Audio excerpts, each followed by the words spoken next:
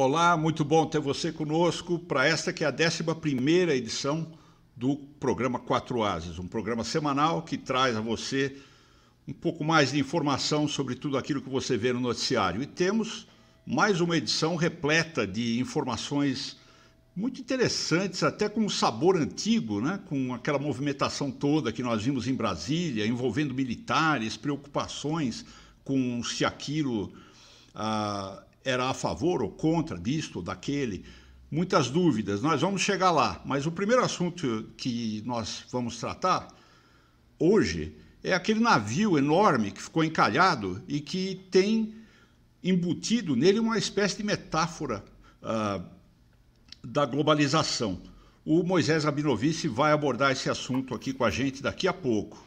O Humberto Casagrande vai falar um pouco de um dos temas que foi muito mexido durante essa movimentação toda que nós vimos em Brasília, que é as relações internacionais, relações exteriores do Brasil, justamente porque um dos ministérios que se mexeu foi esse, e tem consequências importantes do que aconteceu nesse ministério desde o início do governo Bolsonaro. Vamos entrar nessa com o Humberto Casagrande.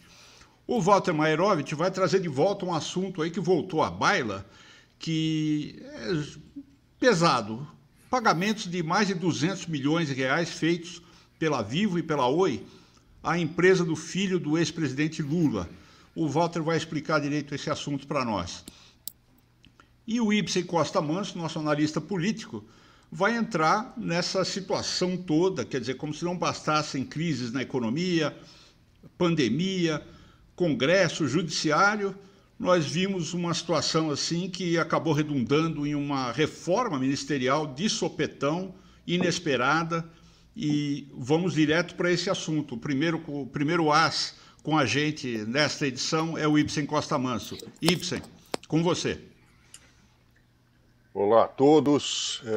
Pois é, Ademar, estavas esperando aí apenas a substituição do ministro das Relações Exteriores, Ernesto Araújo, e aí o presidente aproveitou a oportunidade para fazer uma dança de cadeira, né? Foi na verdade, uma mini-reforma, né? Não uma reforma total, mas uma mini-reforma absolutamente inesperada, né? 6 ministros foram trocados e a sinalização foi muito ruim, né? Em primeiro lugar, porque demonstrou que o presidente Bolsonaro lida muito mal com as adversidades, né? Não aceita críticas.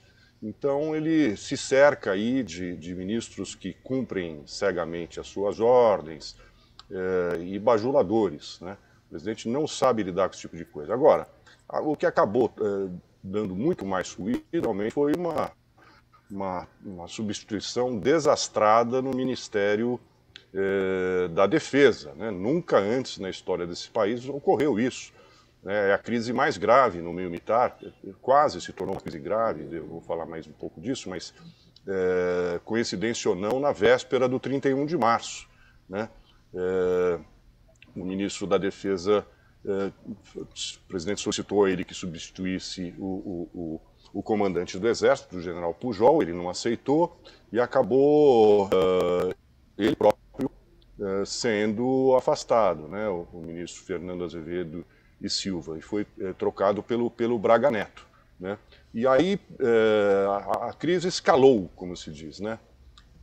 Porque os 3 comandantes das forças, quer dizer, se esperava uma transição um pouco mais longa e que no futuro o general Pujol poderia ser substituído, mas os 3 comandantes das forças, da Marinha, do Exército e da Aeronáutica, aventaram a possibilidade de se demitir, e aí o presidente se antecipou e demitiu, ou seja, foi realmente traumática, foi mais um movimento traumático do presidente, né? E o general Azevedo e Silva ainda saiu distribuindo uma nota em que ele deixa claro ali, ele diz, abre aspas, nesse período veio as Forças Armadas como instituição de Estado, né? Então ele deixa claro ali que ele não permitiu a politização das Forças Armadas, e aí criou um problema gravíssimo nas Forças Armadas, muitos protestos também no Congresso e tal, mas o presidente conseguiu, de certa forma, vamos ver nos próximos dias, reverter, né, ao nomear os generais mais antigos, né, um almirante e um brigadeiro mais antigos na hierarquia, que não era a sinalização que ele tinha dado, né? Inclusive o general Paulo Sérgio Nogueira de Oliveira, que é o novo comandante do Exército, havia entrado ele deu uma entrevista no fim de semana passado e o presidente já havia pedido a cabeça dele, né? E o Fernando Azevedo e Silva não deu. E aí, acho que até num movimento, bom movimento, ele acabou colocando o general Paulo Sérgio Nogueira de Oliveira, né? Que cuidava da área de pessoal do Exército e, portanto, da saúde. Ele deu declarações aí sobre o combate ao coronavírus. O presidente não gostou. Mas, enfim, o que mostra aí, depois dessa crise, como eu disse, histórica, né, desde que o Geisel demitiu o Silvio Frota, que era um general da linha dura e que tinha ambições pessoais, não se vê uma crise dessa, né? E aí o que acontece? O presidente Bolsonaro tem essa assim, né? Onde não tem crise, ele cria, né? Ele é a crise, né? E agora ele tentou mostrar força ao fazer essa substituição, mostrou que ganhou, de certa forma, mostrou que tem poder, mas perdeu força. Vamos ver se ele consegue reverter. Depois a gente pode comentar as outras mudanças, porque também tem problemas aí no Ministério da Justiça e na coordenação política. Transmitiu muita insegurança e muita instabilidade, né, Ibsen? Vamos aos ases. Walter, quer começar? Sim, quero começar. Foi dito que ele ganhou força, mas veja, ele tem muita força nas patentes baixas. Isso vale para o Exército como vale para a Aeronáutica, principalmente nas patentes baixas. Nas patentes altas, ele não tem força nenhuma. Tanto e eu gostaria de saber de você, Ibsen, isso, tanto é que o alto comando do Exército impôs, atenção, impôs o nome do general Nogueira, que, como você bem disse, Ibsen, era o alvo, junto com o Pujol, que era o comandante, do Bolsonaro. Então, ele teve, e aí mostra que ele está sem força, porque não vai haver qualquer ruptura constitucional, isso já foi dito pelo alto comando, não vai haver, e ele teve que engolir do comando do Exército o general Nogueira. Dá para você colocar, Ibsen, fazer uma avaliação da força dele, das baixas patentes e a nenhuma força dele nas altas patentes. Não, concordo plenamente, Walter. Como eu disse, ele mostrou poder, mas perdeu força, né? O recado do alto comando foi claríssimo, né? De que não vai compactuar com nenhuma tentativa de ruptura institucional. E teve um outro movimento muito esquisito, Walter, por isso que ficou essa boataria de estado de sítio, de autogolpe, essas coisas todas, que eu acho que as Forças Armadas hoje não compactuam com esse tipo de ideia, que foi além de uma tentativa de interferência política nas forças, né? O presidente Bolsonaro estava, na verdade, tentando fazer com que o Exército, os integrantes da Força Armadas, mostrassem mais apoio ao governo, quando as Forças Armadas, como se sabe, não são uma instituição de governos, é uma instituição de Estado. Mas aconteceu do outro lado da Praça dos Três Poderes um outro problema, que foi o líder do PFL na Câmara, o também major, né, Vitor Hugo, que apresentou uma proposta de urgência para aprovação de um processo de mobilização nacional, que consta da Constituição, e que beira o estado de sítio, né? E ele também foi absolutamente, eu acho que ele não agiu sozinho, isso aí é uma coisa coordenada, mas foi de pronto pelos líderes partidários, essa ideia foi sepultada. Muito esquisito, né? O Ibsen, só completando, explica para a gente aqui. Com relação ao que você lembrou, o general Nogueira cuida de aspecto pessoal de saúde, cuidava. Agora ele é o comandante. O que o Bolsonaro queria dele era uma nota no sentido de que o distanciamento não era o melhor caminho, uma vez que o Exército conseguiu bons índices com relação, ou uma boa prevenção com relação ao coronavírus. Essa era o recado, o que ele queria desse general Nogueira. E o segundo, ele queria uma nota do general Pujol atacando a decisão do Supremo no caso da suspeição do Moro. Ah, sim.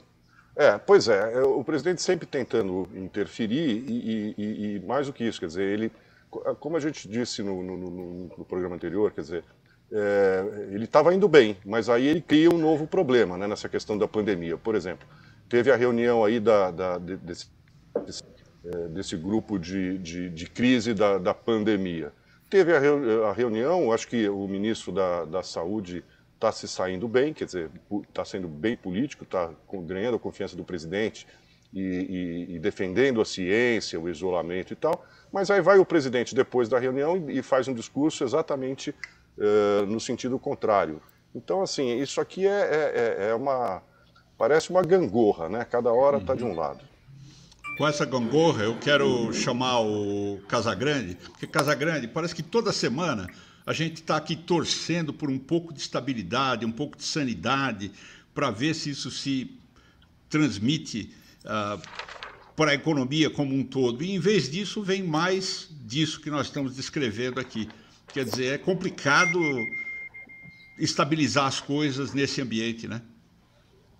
Pois é, Adhemar, mas parece que dessa vez, dentro dessa grande confusão, veio uma notícia tranquilizadora para os negócios.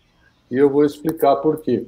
Havia no ar uma grande apreensão com uma ruptura institucional que poderíamos ter a qualquer momento. E o dólar estava a 5,75 com viés de alta.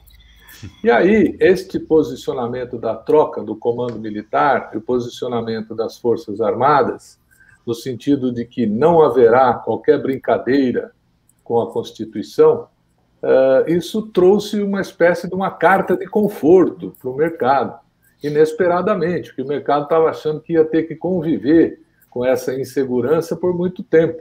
Vai ter golpe, não vai ter golpe, vai ter problema, não vai ter problema. E aí vem esse acontecimento que o mercado financeiro e dos negócios meio que interpretou como se fosse um comfort letter, ou uma carta de conforto ao mercado, dizendo, olha, fiquem tranquilos que não teremos problemas. E foi assim que foi a interpretação dada. No terceiro bloco, nós vamos voltar ao Casagrande para falar sobre a movimentação no Itamaraty, que também é outra coisa com reflexos importantes aí para tudo, né? Para todos os acontecimentos do país. Moisés Rabinovici, rapidamente, olha, a sua visão aí dos acontecimentos, dessa balbúrdia toda, principalmente envolvendo os militares. O que me chama a atenção é a confiança do general Mourão. Ele falou de vacina chinesa, ele falou de distanciamento, ele falou exatamente o contrário do que fala o presidente Bolsonaro. Eu tenho uma dúvida que eu não sei se o Ibsen poderia resolver, porque não se trata de um fato já acontecido. É uma opinião. O Mourão, ele estaria tão confiante assim se não tivesse o apoio dos militares, do Exército, da Marinha e da Aeronáutica? Eu acho que sim, ele tem o apoio, né? E ele seria o peso e o contrapeso do Bolsonaro aí, que a gente tem falado tanto de pesos e contrapesos.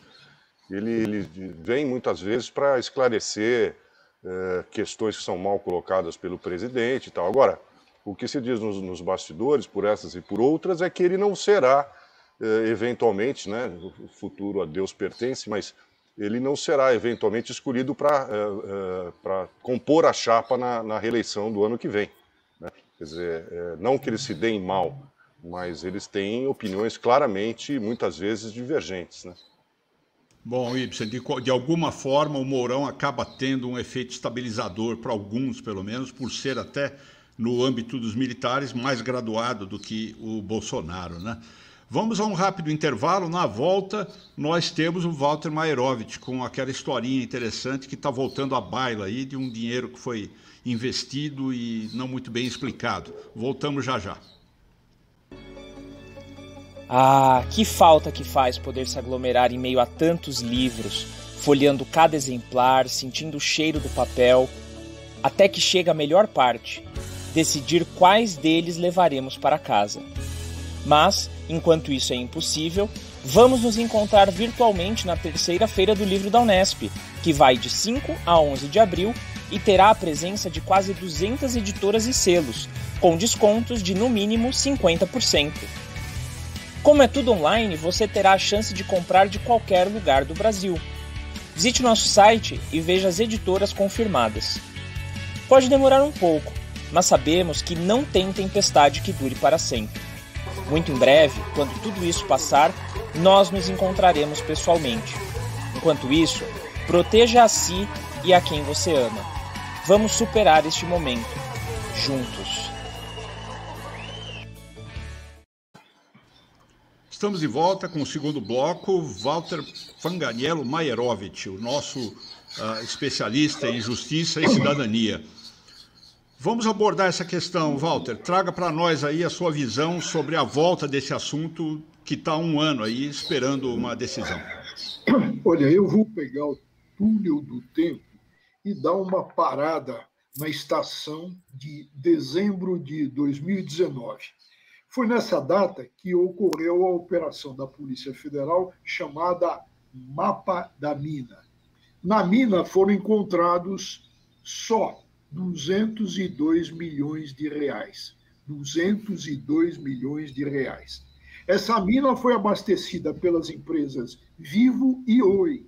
E quem tinha o mapa da mina e levou a grana foram o Lulinha, o Fábio Luiz Lula da Silva, filho do ex-presidente, e o seu sócio Jonas Suassuna. Por que levaram? Porque ambos são os únicos donos da empresa Game Corp. A Oi, antes chamada de Telemar, e que teve aquele grande escândalo, pagou a Game Corp 132 milhões de reais. E por seu lado, a Vivo desembolsou 70 milhões. Total, 202 milhões. Uns trocados, né? Como se diz no popular, dinheiro de pinga. Lulinha e o sócio Suassuna alegam que foram serviços realmente prestados. E com um pedacinho minúsculo dessa grana, Ademar, suspeita-se, atenção, suspeita-se que o Suassuna comprou a parte do sítio de Atibaia, aquele sítio do escândalo do Lula. As apurações estão paradas há mais de um ano, como mostrou o jornal Folha de São Paulo. Agora, por que está parado? É que discute-se a atribuição, se é da Polícia Judiciária de São Paulo, a atribuição, por causa da sede da Game Corp, ou se a sede para tramitar o inquérito é do Rio de Janeiro, onde está a sede da Oi.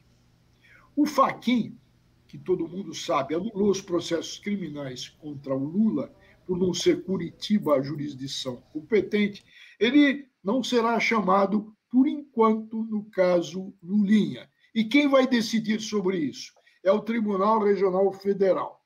Agora, tem uma coisa importantíssima. Inquérito policial não é processo. Processo, em razão de nulidade decorrente de incompetência territorial, o que acontece com ele? Ele se anula, ele é anulado, não há prorrogação de competência. Ao contrário, acontece com o inquérito policial. O inquérito policial, por falta de atribuição do delegado, do órgão policial, não se anula. Ele segue em frente no lugar adequado, sem necessidade de repetição de autos. Então, fica tudo igual, não se anula nada. No pano rápido, houve uma coincidência entre Lula e Lulinha. Só que os efeitos para o Lula e o Lulinha são completamente diferentes, diversos. Quando se começa a falar em competência, nós já vimos o que acontece quando alguém acha que a competência para julgar estava errada, né? E a gente começa a ficar prestando mais atenção até na coisa. Ibsen, você está acompanhando essa situação? Entra aí, por favor. Sim, Walter, você disse que está parado há um ano. Está parado há um ano no Tribunal Regional Federal, é isso? E não tem data? Essas coisas não deveriam ter algum prazo? Como é que funciona isso? Para que daí o inquérito continue no foro que for julgado adequado e que seja apresentada ou não denúncia, né, com base no que fosse se estabelecer aí desses serviços, supostos serviços prestados, não é?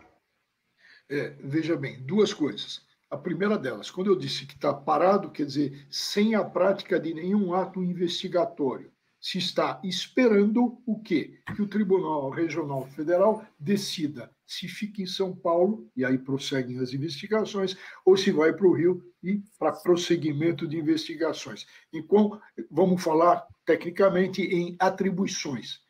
Vamos deixar o problema da competência quando é processo.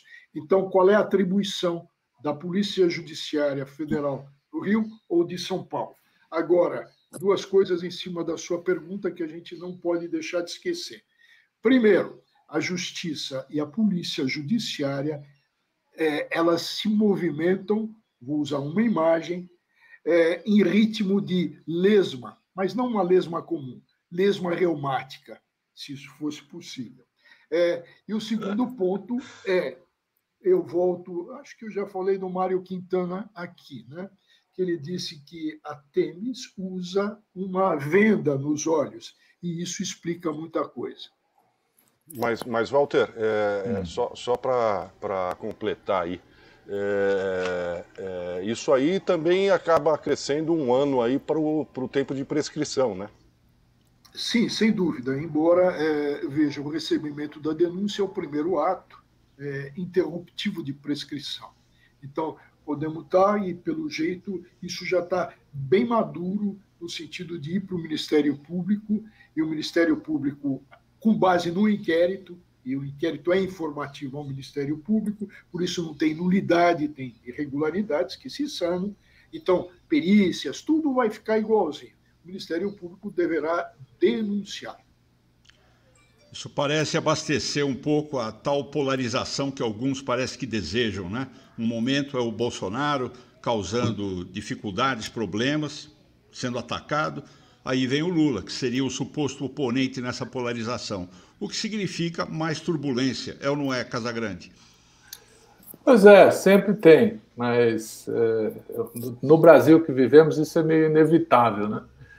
Eu colocaria para o Walter o seguinte, saindo um pouco do caso em tela e indo para o geral, a gente vê na justiça sempre uma grande preocupação com a forma, né? A forma tem que estar irrepreensível para que se avalie o conteúdo. E muitas vezes essa avaliação da forma, tipo qual é o foro correto, ela é muito subjetiva. Alguns dizem, não, eu acho, um juiz, um desembargador, um ministro diz, eu acho que o foro correto é o Rio de Janeiro, outro eu acho que o foro correto é tal. Então, a questão que eu coloco é o seguinte, também nos outros países há essa preocupação excessiva com a forma, e isso prejudica o devido processo legal, não cumprir esse formalismo, e como fica essa subjetividade excessiva, no meu ver, para definir quando há um impasse do tipo que temos agora. A forma é necessária, inclusive, para o devido processo legal, ele tem uma forma. Acontece, e você está me lembrando, Casagrande, que no Código de Processo Penal nosso, na exposição de motivos, o ministro Francisco Campos, o chamado, apelidado de Chico Ciência, pela sua vasta cultura, o Chico Ciência escreveu, e está lá na exposição de motivos, que o processo não é lugar para se catar, ou melhor, ele diz, para se espiolhar nugas. O que quer dizer isso traduzindo? Não é lugar para se catar quinquilharias, de ficar a forma sendo mais importante do que o conteúdo. Pode anotar aí, Casagrande, espiolhar nugas. Ninguém, essa meninada de hoje, não sabe o que é isso. Muito bom. Vamos completar o bloco com o Moisés Rabinovici. Rabino, como alguém que tem essa visão ampla, tantos lugares onde você andou por aí cobrindo fatos importantes, etc. Transporta um pouco dessa visão para o que nós estamos observando nesse contexto aqui no Brasil. Olha, eu nunca vi nada parecido e, portanto, eu vou dar um zoom, né, um detalhe do que falou o Walter. Digamos, Walter, que a lesma cure o reumatismo e comece a andar um pouco mais rápido. Aí, a ligação do Suassuna com o sítio vai desembocar onde, se já não existe mais os processos da Lava Jato? Isso é bem colocado, Rabino. Na realidade, o que o Fachin fez foi anular, passar uma borracha. Então, o Suassuna tem ligação com o sítio de Atibaia. Ele passou uma borracha, mas isso não quer dizer que o processo contra o Lula do sítio de Atibaia está encerrado. Ele vai recomeçar. E existe a possibilidade de provas emprestadas no processo. Então, muita prova deve ser emprestada, especialmente para saber, veja a coincidência, o Suassuna, sócio, pega uma importância e compra um sítio e vira sócio do compadre do Lula. E que, segundo o Lula, o compadre deixa ele ficar usando e, de repente, as empreiteiras vão lá e transformam o sítio num lugar de primeiro mundo, com construções, lagos e etc. Então, tudo isso eu acho que vai chegar a um ponto, porque é como se fosse, Rabino, um quebra-cabeça. De repente vem uma peça de um processo aqui, uma peça de um processo lá, e a gente consegue ter um quadro completo. E aí vale o quê? Aí vai aparecer a chamada verdade real, quando no processo, muitas vezes, infelizmente, só se tem a verdade formal. Só me tira uma dúvida, Walter. Você disse aí dessa questão do mapa da mina. Uma discussão era de que não era o foro adequado Curitiba, por causa do sítio de Atibaia, exatamente porque não se trataria de recursos da Petrobras. Mas o que você está dizendo, então, é que os recursos, de fato, não vieram do esquema da Petrobras, vieram desse esquema da Game Corp? Isso está sendo investigado no inquérito. É um inquérito que não foi para Curitiba, sempre ficou em São Paulo. A discussão é São Paulo, Rio de Janeiro. Por hora não há qualquer ligação. O que existe é uma suspeita muito forte de que a Vivo e a Oi, por alguma, aspas, negociata, resolveram ou querer agradar o presidente, alguma coisa, porque a Game Corp, para ter um faturamento em poucos anos, não mais do que 4 anos, de 202 milhões, é uma coisa que só o Casagrande, que é o economista daqui, poderá nos explicar. É ganhar na loteria, Casagrande? Parece ser, porque realmente alcançar um faturamento assim tão rápido não é fácil, não. Então, mas poderia ser aquele cara que ganhou aquele cara que ganhou a Mega Sena de 162 milhões, essa Mega Sena da virada, e não retirou o dinheiro.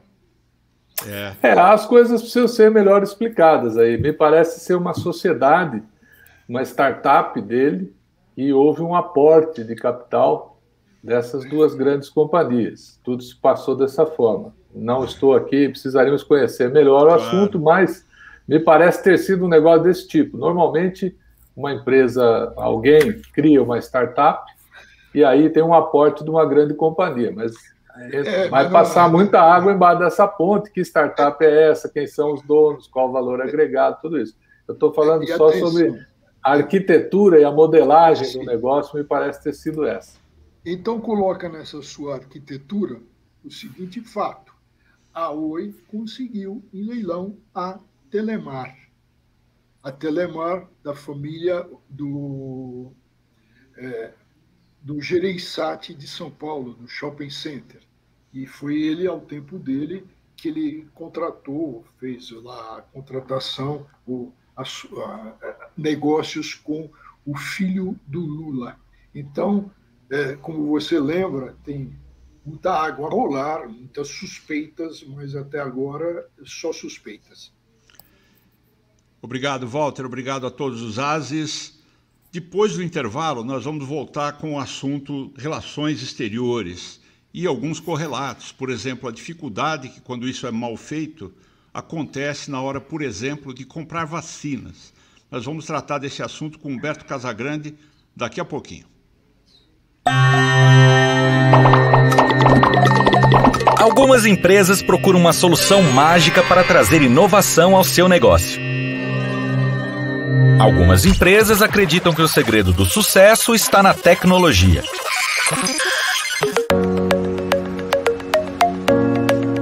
Mas as empresas mais competitivas e modernas sabem que o melhor investimento são os jovens talentos. Aprendizes e estagiários trazem a liberdade, a criatividade e a garra de quem está começando a construir uma carreira e quer provar todo o seu potencial. O CIEE possui toda a experiência para auxiliar qualquer empresa a criar um programa de estágio e aprendizagem. Qualquer empresa mesmo. Entre em contato agora com o CIEE e dê um upgrade no seu negócio. CIEE, transformando vidas, construindo o futuro. Humberto Casagrande, nós tínhamos um ministro das Relações Exteriores que recebeu críticas praticamente desde o momento em que ele assumiu e alguma coisa foi explicada para todos sobre quem ele era e o que ele pensava. Levou esse tempo todo para ele ser substituído, mas deixa sequelas, porque o que ele fez, falou, tem impactos. Como é que você vê a coisa daqui para frente? Parece que a pessoa que está assumindo não tem esse perfil, mas também não tem toda a experiência que se esperaria de um ministro das Relações Exteriores. De fato, houve uma certa descompressão aí do assunto, que estava muito nervoso. O que as pessoas precisam entender, assim, de certa forma, é a importância das relações internacionais para a economia. Ela afeta, primeiro de cheio, o tripé da macroeconomia, que qual é? Câmbio, juros e inflação. Né? As relações exteriores, elas afetam o câmbio, se houver uma instabilidade, o câmbio sobe, desce. Tal. Os juros é dado pelo nível de risco do país, a inflação pela importação, exportação. Depois tem um quarto item, que é a taxa de investimento do país, que é afetada por isso também. E até um quinto item, que seria o turismo, né? Entrada e saída de pessoas. Então, as relações exteriores é de fundamental importância. Ela vai formar o pano de fundo de qualquer trabalho do ministro da Fazenda, do presidente. Então, é uma coisa que a gente não pode brincar. O Brasil, lamentavelmente, conseguiu brigar nos últimos 2 anos com todos os eixos principais de negócios que nós temos.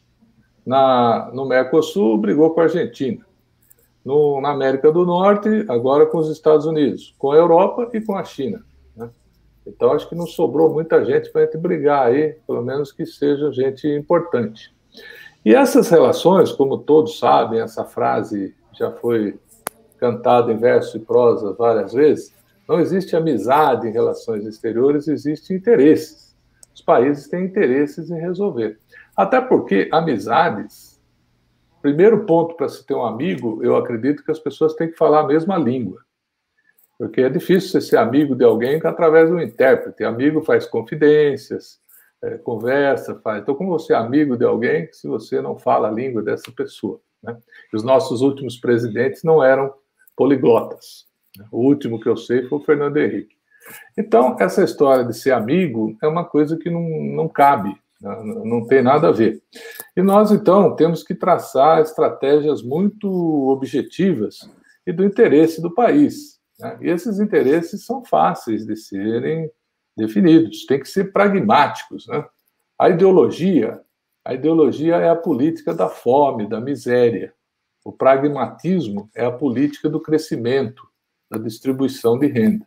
Então, uma relação pragmática é aquela que prevê exportar mais do que importar, é aquela que prevê trazer mais tecnologia de ponta para o país, é aquela que prevê intercâmbio de estudantes, de pós-graduandos, para trazer conhecimento, né? É aquela que prevê investimentos na área de ambiental, que o respeito do país, que o país seja visto de uma forma respeitosa lá fora, que atraia turistas, que tenha pessoas falando bem do país. E os escritórios do Itamaraty, mais conhecido como embaixadas, tinham que ser verdadeiros escritórios mesmo, com adidos comerciais, adidos culturais, pessoas trabalhando efetivamente pelo país e para trazer coisas para cá, porque, na verdade, o trabalho das relações exteriores não é uma coisa por diletantismo, tem um objetivo muito claro e são verdadeiros escritórios de representação, sim, do país lá fora, embora não seja visto como tal por muita gente. Então, eu acho que a gente, pelo menos, cessou uma fase de hostilização, né? Esse negócio de hostilizar a China, que é o nosso maior parceiro comercial e é também, hoje, a maior economia do mundo, é uma coisa pouco razoável que se faça, né?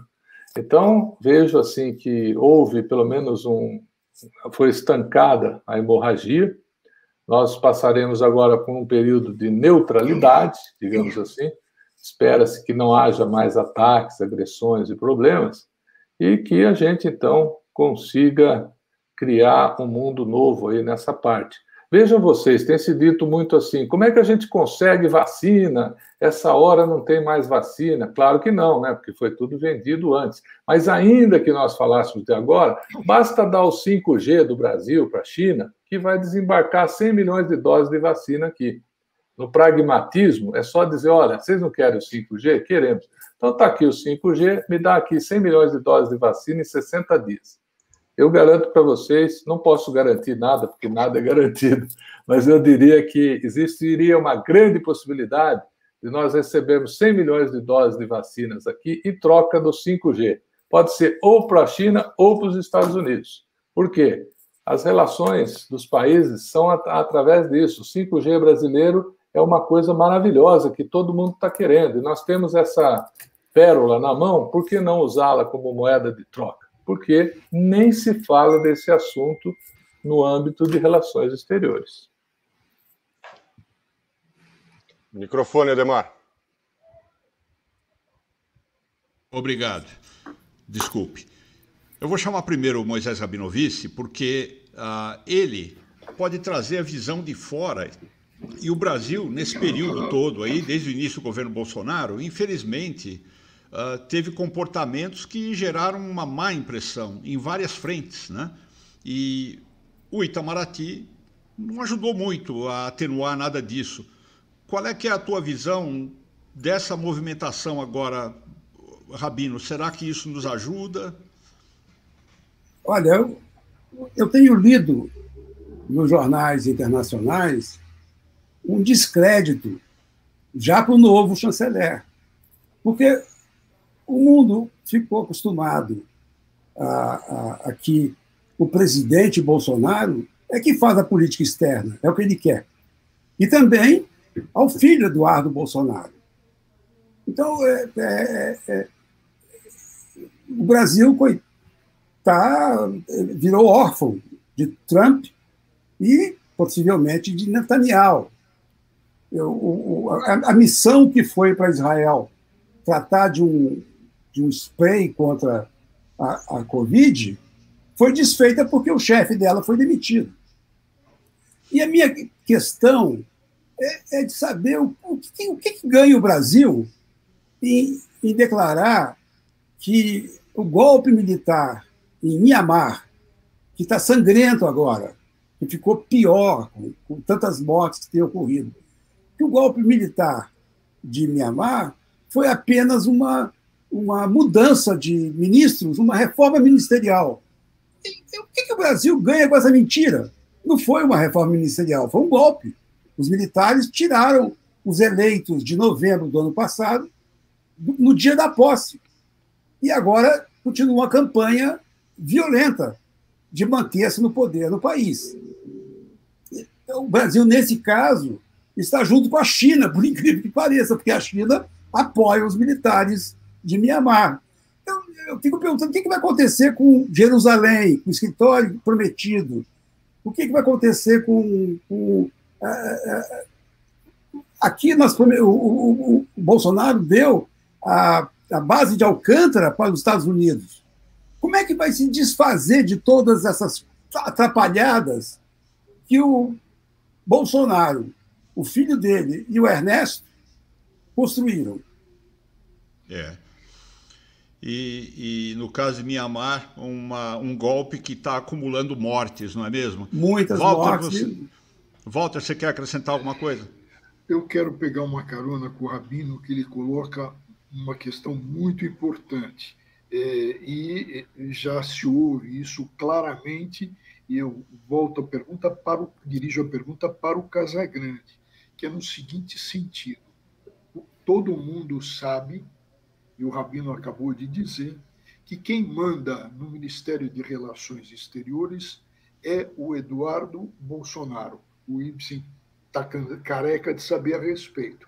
O chamado, apelidado Eduardo Bananinha, o Trapalhão. O que isso vai refletir? Porque entrou um ministro, que é o novo, que é muito quieto, tem um perfil de quem não fala nada, de quem não cria polêmicas, e o Eduardo Bananinha, que não está mais na presidência da Comissão de Relações Exteriores da Câmara, mas ele está como, de fato, ministro de Relações Exteriores do Brasil. Então, é uma situação que vai falar, bom, mas agora vai ter uma pacificação, mas não, vai continuar tudo igual. E o segundo ponto, Casagrande, e aí é uma grande discussão, como é que se reage isso, é até que você pudesse explicar esse problema da nacionalização da vacina, porque aí está um ponto-chave, né?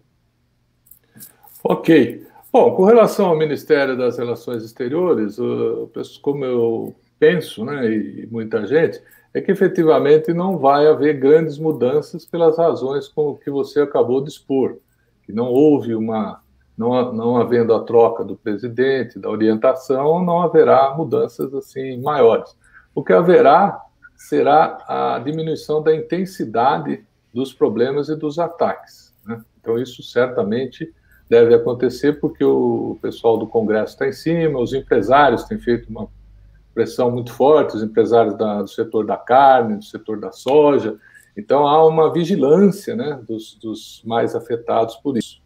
E, rapidamente, para encerrar a questão das vacinas, a nacionalização seria uma grande sacada, no meu entender, que seria o seguinte: os grandes laboratórios permitiriam que os países produzissem as vacinas, ou seja, haveria uma quebra de patentes, permitindo que elas fossem produzidas regionalmente. Obviamente, essa quebra de patente teria que ser paga.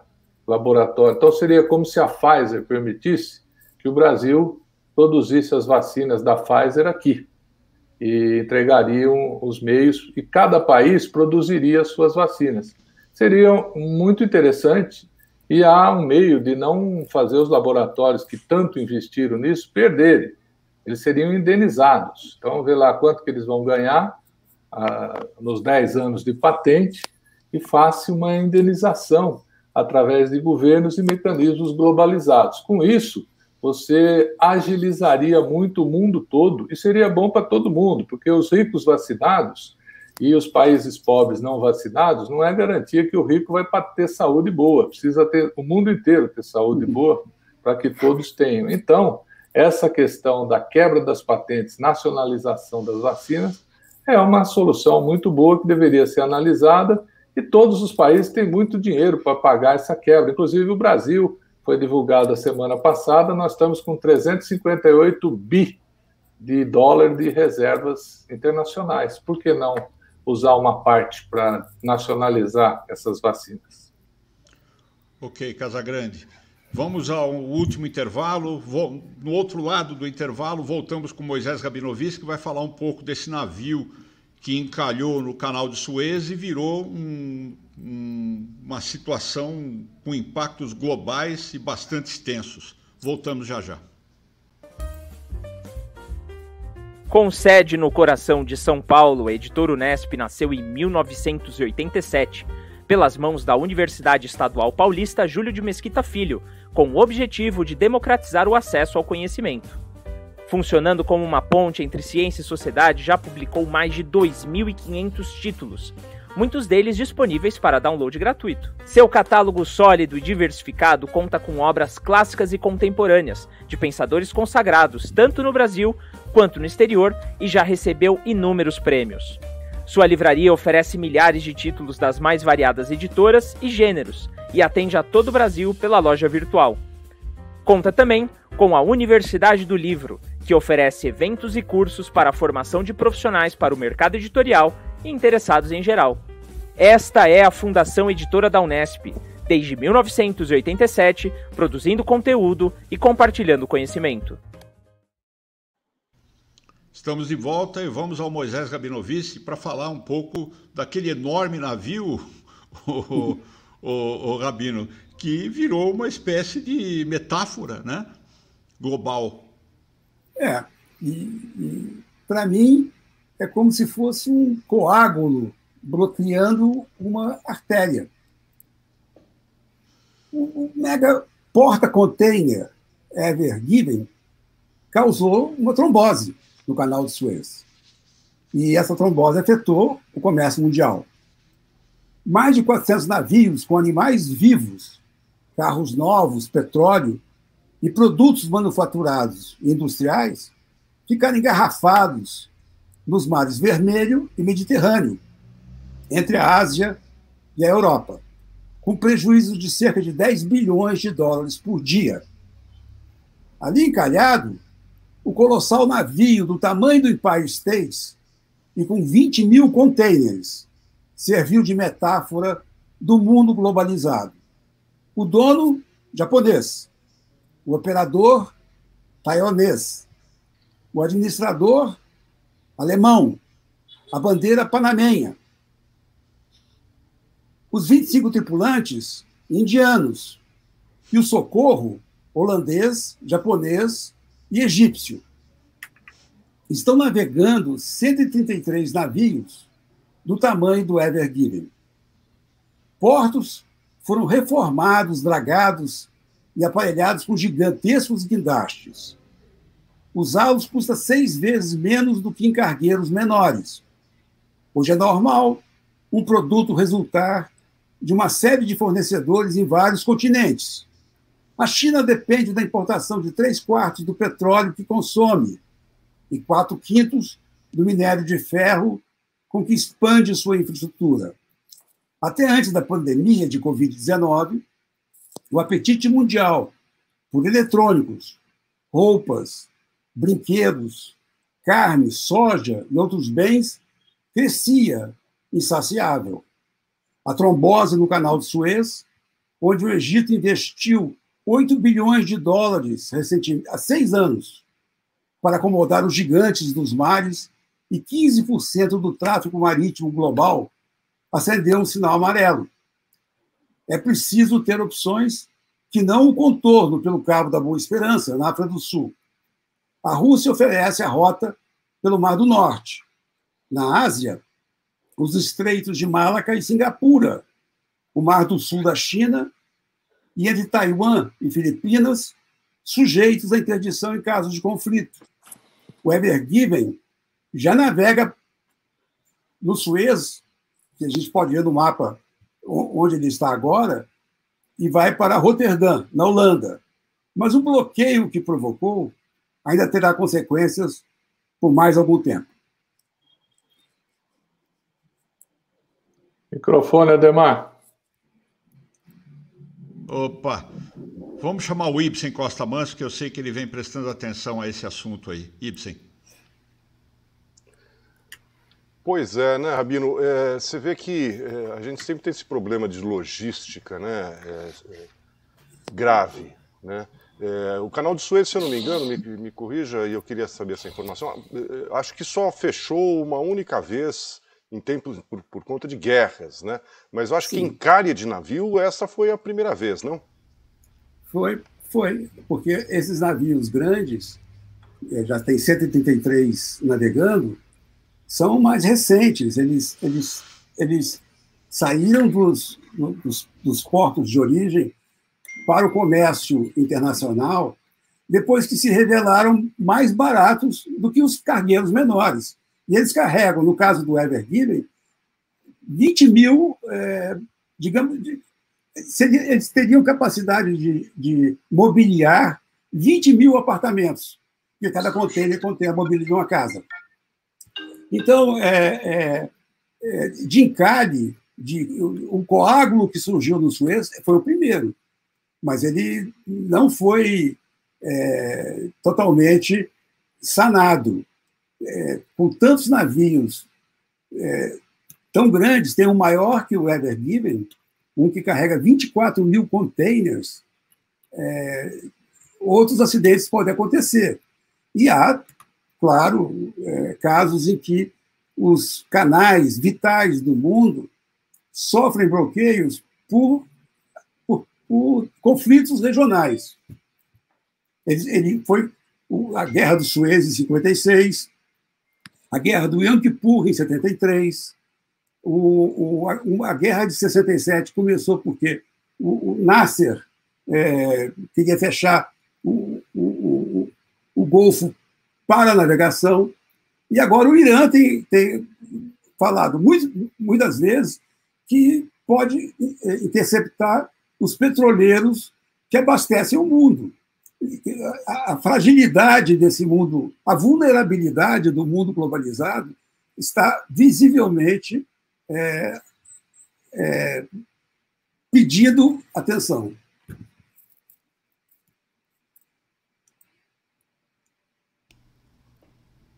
Vamos ao Casagrande. Casagrande tem uma opinião aí nesse tema do grande navio. Essa última colocação do Rabino é muito importante. Quer dizer, a globalização trouxe queda de custos.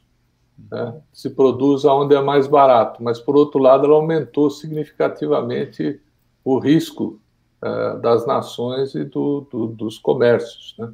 Então, a globalização ela é um jogo de duas faces. Por um lado, ela trouxe ganhos de produtividade, se produz onde é mais barato.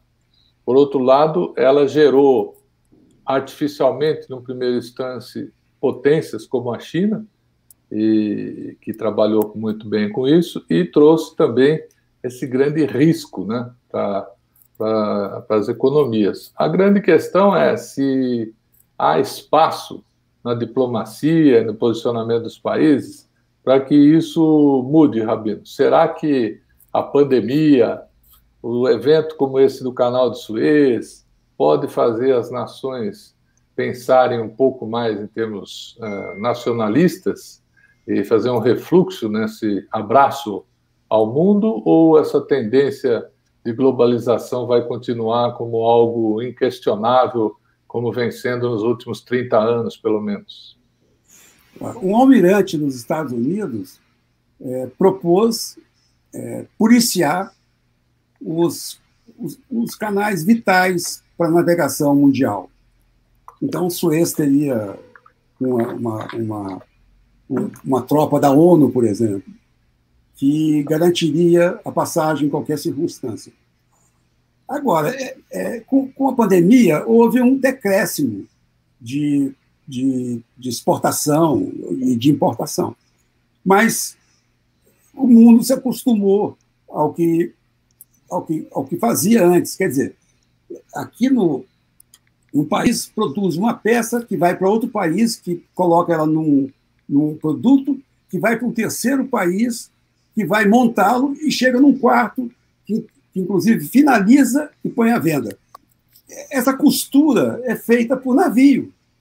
E o que mostrou o bloqueio do Canal de Suez é que muitas empresas que dependem dessa sincronia de produtos para produzir estão atrasadas, vão atrasar. E isso não é uma coisa que você acaba de um dia para o outro, são grandes negócios.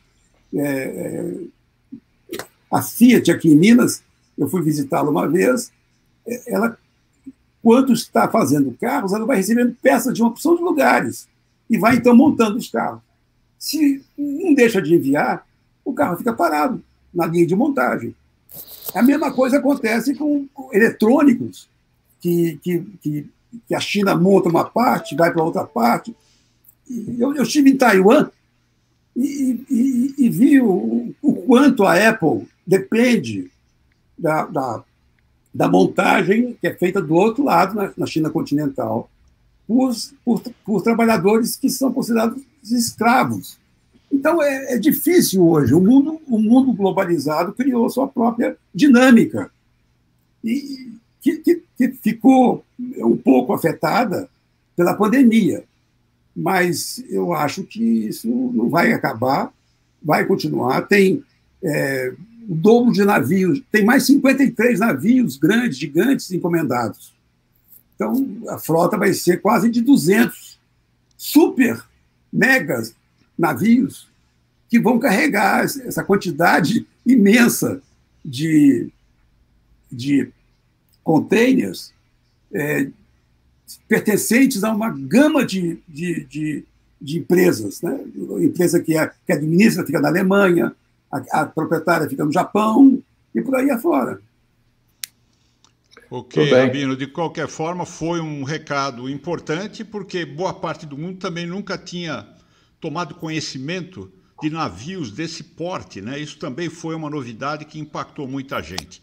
Bom, hora da cartada final. E vamos começar com você, Walter. Já, já.